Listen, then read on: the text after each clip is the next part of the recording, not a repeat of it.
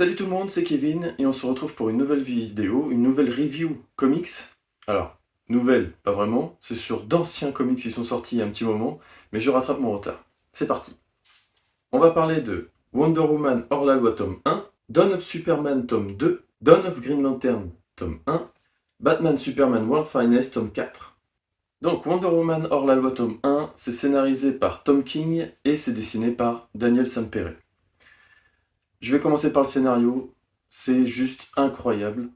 Tom King, il a assuré sur ce coup-là, alors que je sais qu'il y en a beaucoup qui ont du mal avec Tom King. J'étais le premier d'ailleurs à avoir du mal avec Tom King, hein. J'ai pas du tout aimé ce qu'il a fait sur Batman Rebirth.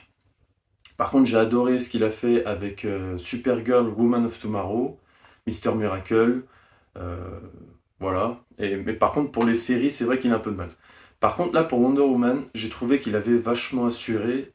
Pourquoi? Parce que là, on a une nouvelle histoire de Wonder Woman qui se passe aux États-Unis. Et elle va se retrouver en faisant une guerre totale avec les États-Unis, le gouvernement des États-Unis. On découvre dans ce récit que il y a un souverain, il y a quelqu'un en fait derrière le gouvernement, derrière le président des États-Unis qui tire toutes les ficelles un peu. Et il y a au tout début du récit une Amazone qui va faire n'importe quoi, je pense. Je sais pas, on ne sait pas trop si c'était fait exprès pour l'instant ou pas, mais elle va tuer un certain nombre de personnes, voilà, dans un bar. Et c'est là que tout va s'enclencher. Apparemment, il y aurait plusieurs Amazones qui vivent aux États-Unis qui vont devoir se faire exclure des États-Unis, enfin se faire rejeter. Et Wonder Woman, elle essaye de découvrir la vérité, ce qui se passe. Et j'ai trouvé ça vraiment bien. Pourquoi? Parce que ça change, quoi. Dans les 4 derniers tomes de Wonder Woman Infinite, ça reste dans la mythologie. On a toujours des références grecques, voilà, avec des dieux, des monstres, voilà, et tout ça. Tout le temps les mêmes aussi méchants qui reviennent sans cesse. Et je trouvais que les histoires n'étaient pas assez, c'était pas assez épique.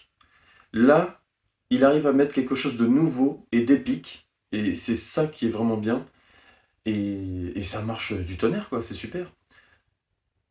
Pour les dessins, c'est Daniel Sampere. Et il est juste incroyable. Franchement, c'est un dessinateur que j'aime vraiment beaucoup. Il a un trait extrêmement réaliste. Il est incroyable, quoi. Franchement, et en plus, c'est lui qui dessine d'un bout à l'autre ce récit. Et je pense qu'il va rester sur toute la série Wonder Woman. Il doit y avoir quelques chapitres plus tard ça va pas être lui. Mais bon, au moins il reste sur le récit principal. Et ça, c'est chouette parce que Daniel Sampere, il a un trait incroyable.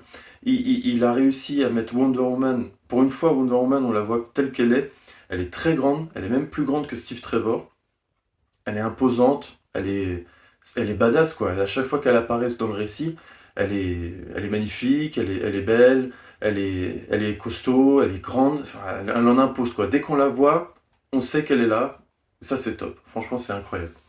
Ne serait-ce aussi que pour les traits des émotions, quand ils pleurent, quand ils sont heureux, c'est les sourires. Enfin, Daniel Perez, c'est un grand artiste que j'apprécie vraiment. Et du coup, un duo de choc, Tom King, Daniel Sampere, je peux que vous le conseiller, vraiment. Ça marche du tonnerre, c'est incroyable. Je vous le conseille. On passe au suivant, qui est Dawn of Superman, donc tome 2. C'est scénarisé, pour la première partie du moins, par Joshua Williamson. Je vous dis pas par qui c'est dessiné, mais principalement c'est Jamal Campbell. Parce qu'il y a toute une planète de dessinateurs, c'est incroyable. Il y en a vraiment beaucoup, beaucoup, beaucoup. Euh, je vais parler d'abord du premier récit, parce que là, on a 3 récits là, dans ce comics. Donc, pour la partie Joshua Williamson, alors on revient, enfin c'est la suite directe du tome 1 avec une grande scène de combat avec la personne qui s'est retrouvée enchaînée, que Lex Luthor avait enchaîné, où il se combat avec des chaînes un peu bizarres. J'ai trouvé ça un peu bof, quoi. Et c'est bourré d'action, oui, c'est bien, pourquoi pas, bon, c'est du Superman, mais je sais pas, c'était pas assez épique pour moi, pas assez bien mené, enfin, c'était vraiment pas terrible. Et puis surtout l'amitié qu'il porte avec Lex Luthor. Là, Lex Luthor, il a une beaucoup plus grande, enfin, il est beaucoup plus présent dans ce récit. Mais, et il a toujours l'aide de la Superman Family, donc Supergirl et tout le monde. Et ça, moi, j'accroche pas trop. Les récits de Superman, je préfère quand il est tout seul, voilà, on le voit mieux, il est mieux représenté. Euh, mais bon, voilà, en gros, c'était vraiment pas terrible. Surtout que juste après ce combat donc fini avec cette personne enchaînée, euh, on a un passage où là, c'est Bruno Rondodo qui est au dessin, pardon. Et donc il fait des merveilles hein, au dessin, mais au niveau scénario, Superman se retrouve dans le passé, à l'époque des cow-boys. Donc là, grosse parenthèse, ça fait une sorte de grosse pause en fait, et bah c'était pas terrible quoi. Franchement, on se doute que tout ce qui se passe à l'époque du Far West, bah on s'en fiche un petit peu quoi, parce que on sait qu'il va retourner dans le présent et qu'il va continuer sa petite vie. Donc voilà, c'était, je m'en rappelle plus très bien, mais je crois que c'est 2 ou 3 chapitres. Donc voilà, bon, c'était sympa, rigolo, mais bon, voilà, au bout d'un moment, on devrait passer à autre chose, quoi. Et donc voilà, en gros, c'est ça pour la partie Joshua Williamson. Après, on a une autre partie qui est Night Terror, encore une fois. C'est Night Terror Action Comics, on en a déjà eu dans le tome 1, mais c'était pour Superman. Là, c'est Action Comics, et le Action Comics, il se centre sur les autres membres de la Superman Family. Bah oui, forcément. Je vous avoue que franchement, je l'ai pas lu du tout parce que rien que de feuilleter, vous allez voir que c'est pas du tout intéressant, surtout quand on sait que c'est un cauchemar et qu'après il se réveille à la fin. Bref, voilà.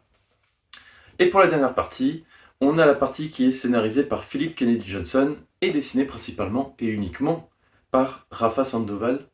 Uniquement, peut-être pas, je dis peut-être une bêtise. Mais c'est dessiné principalement par Rafa Sandoval. Et alors, moi, tout au début, j'ai beaucoup aimé hein, les récits de Philip Kennedy Johnson, mais là, j'ai un souci avec le dernier. J'ai un souci, parce que au début, ça commence bien. Franchement, nickel, hein, toujours une bonne fidélité au personnage de Superman, homme bon et tout. Surtout qu'au début, on a un passage où on retrouve Superman qui mange avec quelqu'un qui travaille dans un chantier.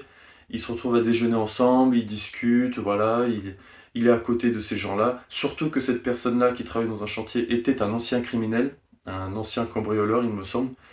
Et j'ai trouvé ça beau, quoi. C'était franchement, ils discutaient un peu de tout, ils donnaient des conseils, enfin, ils se donnaient des conseils mutuellement, ils parlaient des enfants. Franchement, c'était vraiment top. J'ai vraiment adoré ce passage-là. Mais sauf qu'au bout d'un moment, on va avoir un changement dans le scénario où là, la magie va rentrer dans le récit. Et là, ça commence à partir un peu compliqué, quoi. Donc il faut s'accrocher pour arriver jusqu'à la fin, et malheureusement, la fin, bah, c'est pas terrible, quoi. Là, surtout qu'on est à la fin du scénario Enfin, on est à la fin des récits hein, de Philip Kennedy Johnson. Là, c'est la fin, c'est terminé, il n'y en a plus. Euh, donc bon, pour un final, ça aurait pu être mieux. Voilà. Après, au dessin, Rafa Sandoval est juste incroyable. Franchement, c'est juste magnifique. Il n'y a rien à dire. Rafa Sandoval, je le connais depuis longtemps. C'est un de mes artistes préférés également. Incroyable, il n'y a rien à dire. Juste une dernière chose, le tome 3 va sortir bientôt. Et là, le tome 3, j'en attends beaucoup, malgré que ce soit Joshua Williamson encore au scénario. Ouais, parce que lui, il peut faire avoir des bonnes idées, mais après, au bout d'un moment, il les foire. Et dans le tome 3, on va retrouver Brainiac. Et donc, ça va être une grosse histoire avec Brainiac, où il y aura un gros combat. Donc. Et au dessin, on aura du Rafa Sandoval. Et du coup, j'en attends beaucoup. Donc, j'espère que ça va être top. Donc voilà. Pour un tome 2, je suis assez déçu, mais bon, j'espère que pour le tome 3, on va remonter un petit peu.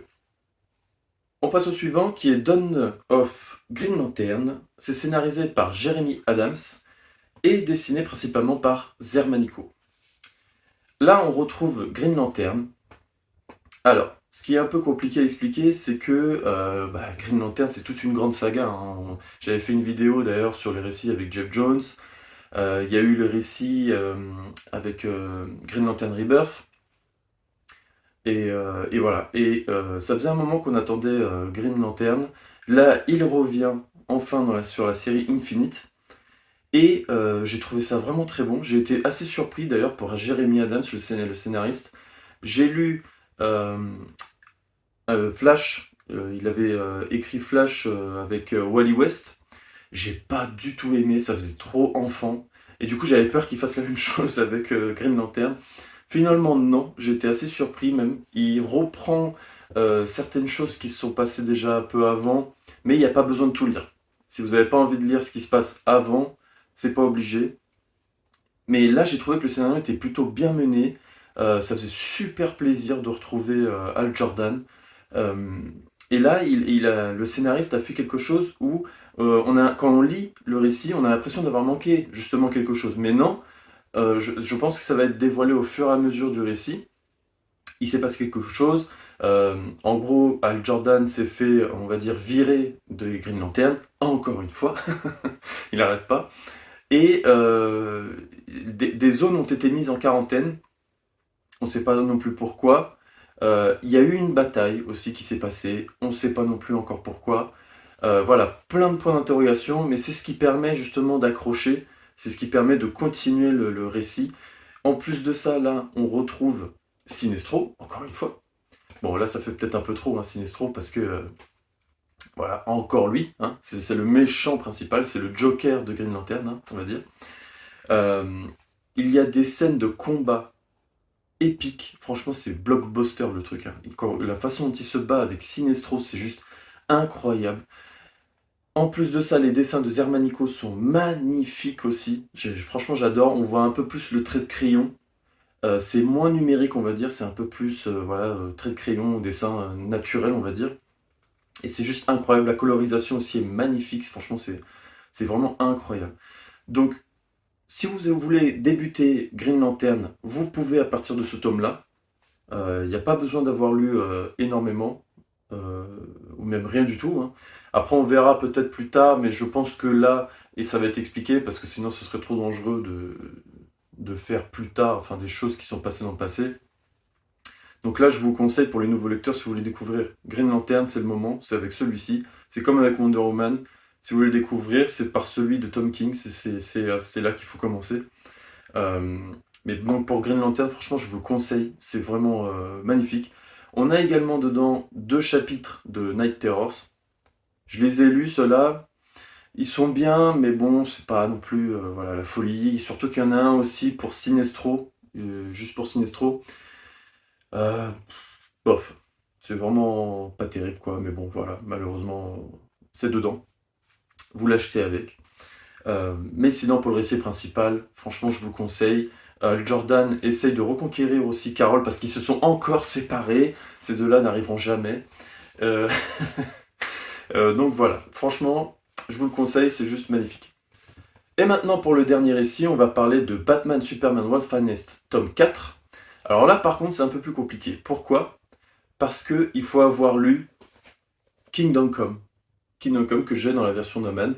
Il faut connaître un peu ce qui se passe là-dedans, parce que là, c'est scénarisé donc par Mark Waid, dessiné par Dan Mora. Mais Mark Waid, pardon. Mark Waid a pris, donc là c'est la suite du tome 2 de World Finest, où le petit David donc, avait disparu et il s'est retrouvé dans un autre monde. Voilà.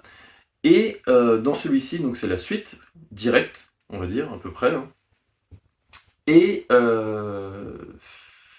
il mélange un peu donc, ce qu'il a fait avec World Finest et il mélange avec ce qu'il a fait avec Kingdom Come.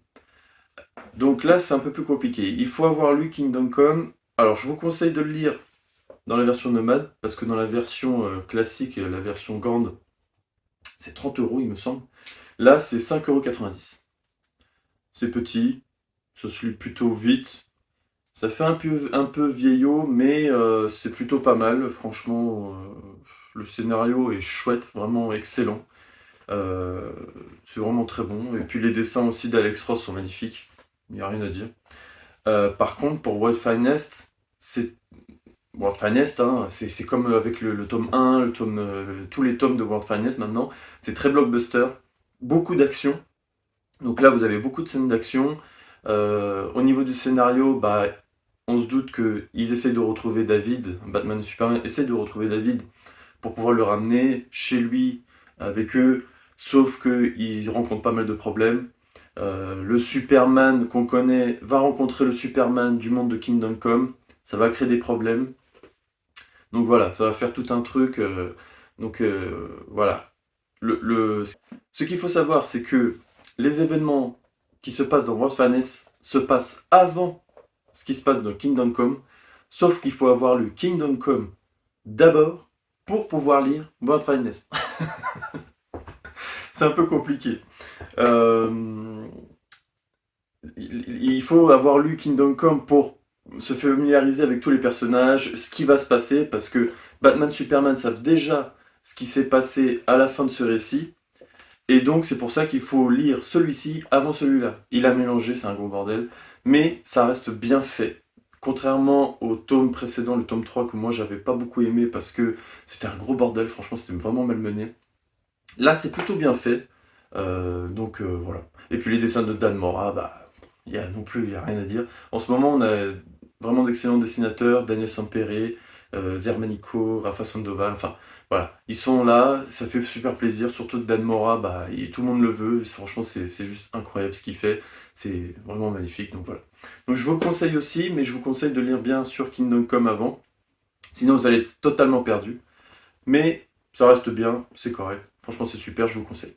Voilà les amis, c'est la fin de cette vidéo, j'espère qu'elle vous aura plu. Si vous avez lu l'un de ces comics ou que vous les avez tous lus, n'hésitez pas à me donner votre avis en commentaire. Sur ce, je vous dis à la prochaine.